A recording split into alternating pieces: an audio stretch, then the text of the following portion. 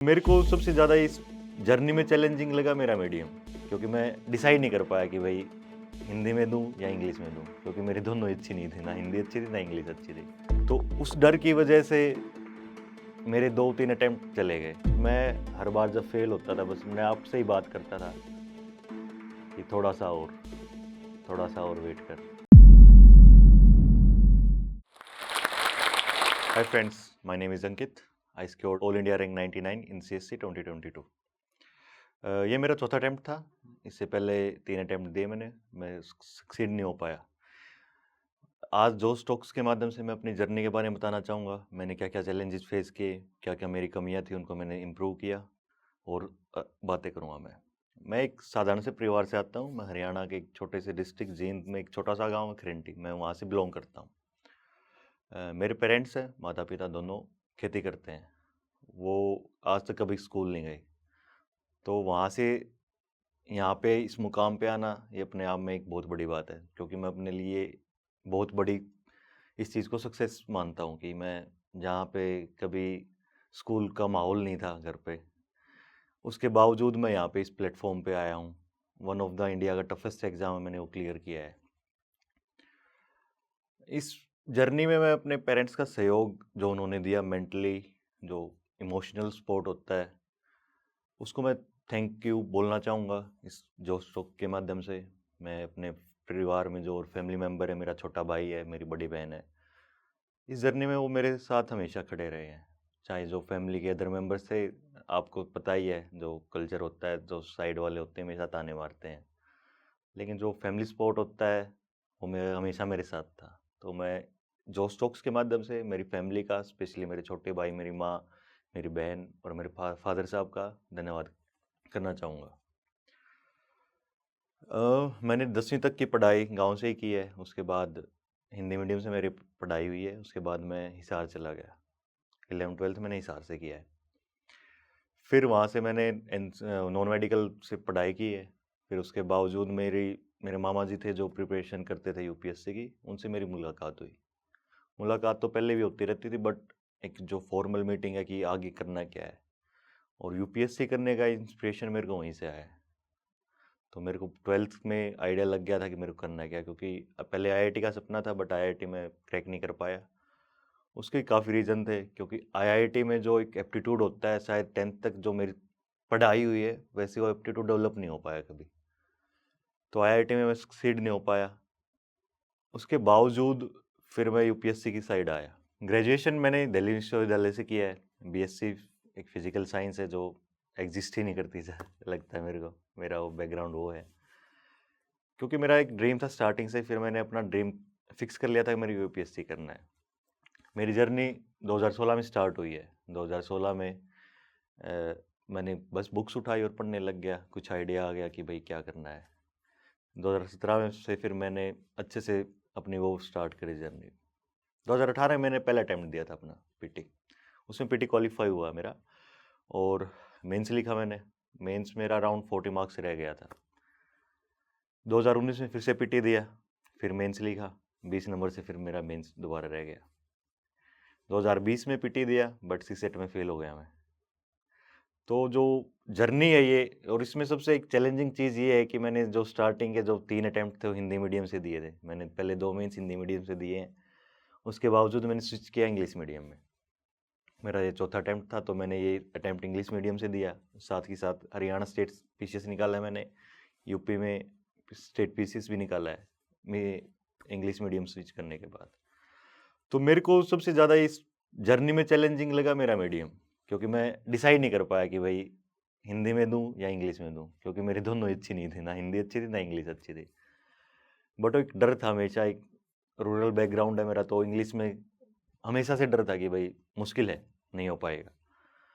तो उस डर की वजह से मेरे 2-3 अटेम्प्ट चले गए, क्योंकि अटेम्प्ट दिए हिंदी में और ये थोड़ा सक्सेस रेशो कम है हिंदी मीडियम का। तो हिंदी में वो अटेम्प्ट चले गए मेरे। ये मेरा सबसे ज़्यादा चैलेंजिंग टाइम था, लेकिन मैं बाय चांस अच्छे से स्विच कर पाया इंग्लिश मीडियम में। 2020 का जो अटेम्प्ट दिया मैंने, उसके बावजूद मैंने सोचा कि प्लान बी देखते हैं क्या करना चाहिए, क्योंकि 2020 में मेरे को फर्स्ट टाइम लगा था कि ये नहीं होगा, और उसके बावजूद मेरा प्लान भी आया। फर्स्ट टाइम मैंने अपनी लाइफ में एक्सपीरियंस किया यार कि अब तो शायद यूपीएससी नहीं होगा, और वो जो ड्रीम सेटल्ड होता है वो स्टार्ट हो गया। फिर कोविड का टाइम था, नेगेटिव माहौल वैसे ही था, और फिर पीटी फेल हो गया, उसने और ज़्यादा इस चीज़ को बढ़ा दिया। 2020 में जो मेरा फिर प्लान जो मेरे को लगा कि अब नहीं होगा, फिर मैं जब पीटी फेल हुआ तो 1.5-2 महीने मैंने किताब नहीं उठाई टोटली। मैं बस अपनी अलग सी दुनिया में रहा, कुछ नहीं करता था मैं पूरा दिन। बट उस टाइम पे मेरी जो फैमिली है उन्होंने कभी बोला नहीं कि तू कर क्या रहा है, उस साइड से कभी प्रेशर नहीं आया कि भाई कुछ और कर, कुछ और कर। अच्छा सबसे यही था, अगर वो ना होते तो शायद ये जर्नी और ज़्यादा मुश्किल होती मेरे लिए। तो 2020 में फिर मैंने 1.5-2 महीने कुछ नहीं किया, फिर सोचा कि यार अब कुछ तो करना पड़ेगा।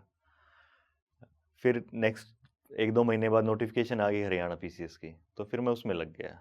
फिर साथ ही साथ यूपी पीसीएस की नोटिफिकेशन आ गई, मैं उसमें लग गया। दोनों मैंने फिर पीटी दिए, दोनों मेरे पीटी हो गए, दोनों में मेरा फिर फाइनल सिलेक्शन भी हो गया वहाँ से। फिर वहाँ से जो कॉन्फिडेंस मिलता है, फर्स्ट टाइम मेरे को एक्सपीरियंस होता है, कॉन्फिडेंस वहाँ से बूस्ट अप हुआ मेरा जब मेरा फर्स्ट टाइम यूपी का मेंस निकला। क्योंकि लाइफ में शायद जिस दिन यूपी का मेंस का रिजल्ट आया था, वो बहुत अलग अचीवमेंट थी मेरी एक्चुअली। जब रिजल्ट आया मेरे हैंड शेक कर रहे थे, और मैंने खुद अपना रिजल्ट चेक नहीं करवाया था। मेरा एक दोस्त था, मैं बाहर से आ रहा हूँ, उसने बोला रिजल्ट आ गया, तो मैं तू ही चेक कर। और मतलब वो अलग फीलिंग थी। शायद मेरा जब यूपीएससी में फाइनल सिलेक्शन हुआ, वो इतनी ज़्यादा खुशी नहीं हुई थी, क्योंकि फर्स्ट टाइम जो मेरी लाइफ में एक्सपीरियंस हुआ था मेंस पास होने का, वो बहुत ज़्यादा अच्छा था। फिर कॉन्फिडेंस बूस्ट हुआ उससे, उसका फिर डायरेक्ट इम्पैक्ट मेरे को अपने यूपीएससी के मेंस में दिखने को मिलता है। उसका फ़र्क ये रहा कि मैं फिर जो चीज़ें थी प्लान किया था मैंने, उसको अच्छे से एग्जीक्यूट कर पाया, और जो रिस्क टेकिंग एबिलिटी होती है आपकी वो बढ़ गई। क्योंकि वो जो चीज़ें मैंने अप्लाई की थी यूपी में, वो सारी मेरी सक्सेसफुल हुई। बाय चांस फिर मैंने यूपीएससी में वही सेम चीज़ अप्लाई की। सबसे बड़ा डिसीजन था मेरा मीडियम स्विच करने का। मैंने हिंदी से इंग्लिश में मीडियम स्विच किया था। जो मेरी प्रेजेंटेशन स्किल्स थी उनको सुधारा मैंने। उसके साथ साथ जो पहले होता था, जो पहले मैंने मेंस लिखे थे, उसमें बस वो क्वेश्चन देखा, क्वेश्चन में कोई वर्ड दिख गया और उस पे आंसर लिख दिया। तो मैंने वो चीज़ बहुत बिल्कुल नेग्लेक्ट कर दी, खत्म कर दिया उस चीज़ को। क्वेश्चन को अच्छे से समझा, उसको डिकोड किया, और क्वेश्चन को समझने में शायद मैं और ज़्यादा टाइम लिया मैंने और अलग कैंडिडेट से, जिसका डायरेक्ट इम्पैक्ट सच में मेरे मार्क्स पे काफ़ी इंप्रूवमेंट हुआ है। तो ये मेजर जो चीज़ है ये मैंने अपने मेंस में की, और हल्की-हल्की और चीज़ें लाइक फैक्ट वैक्ट जो भी है, थोड़ा बहुत वैल्यू एडिशन की है। और मेन बात ये मेरी ये रही इस अटेम्प्ट में, मैंने पढ़ने से ज़्यादा प्रैक्टिस पे फोकस किया था। तो फिर मेंस का डे आ गया, मेंस के रिजल्ट का डे आ गया।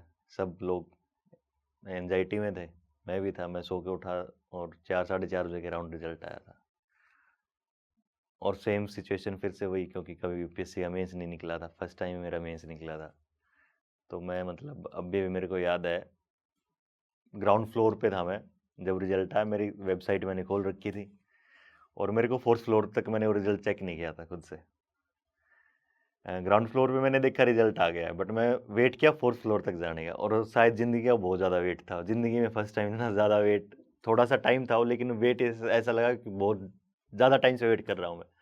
मैं फोर्थ फ्लोर पे गया, मेरा दोस्त था, मैंने उसको बोला रिजल्ट आ गया चेक कर। एक्चुअली मेरा दोस्त है राहुल बुलारा, वो आईपीएस सिलेक्ट हुआ इस बार। उसी से मैंने अपना रिजल्ट चेक करा, भाई रिजल्ट चेक कर, उसने बोला हो गया तेरा। फिर वो दिन था एक, काफ़ी खुशी मिली उस दिन। फिर उस दिन के बाद हमारा सर्कल था 10-12 बच्चों का, हम इंटर वाले थे, फाइनली 3 ही सिलेक्ट हुए। फिर इंटरव्यू की हमने साथ में प्रिपरेशन की, साथ में ये जो जर्नी है ये साथ। आप अकेले अकेले में बहुत ज़्यादा दिक्कत होती है, आपके अगर दोस्त हैं तो काफ़ी हेल्प मिलती है इस जर्नी को कवर करने में। इंटरव्यू 9 फ़ेब को मेरा इंटरव्यू था। इंटरव्यू के दिन भी मेरे सारे फ्रेंड्स गए थे वहाँ पे इंटरव्यू दिलवाने के लिए। और वो जब अंदर गया उस दिन फील हुआ कि हाँ यार, अब ज़िंदगी में कुछ तो अचीव किया है। आप मतलब यहाँ तक आए हो, अपने दम पे आए हो, किसी के आपने कुछ आप सिफ़ारिश से नहीं गए वहाँ पे एक्चुअली। तो जो वो दिन था, वो काफ़ी अच्छा था।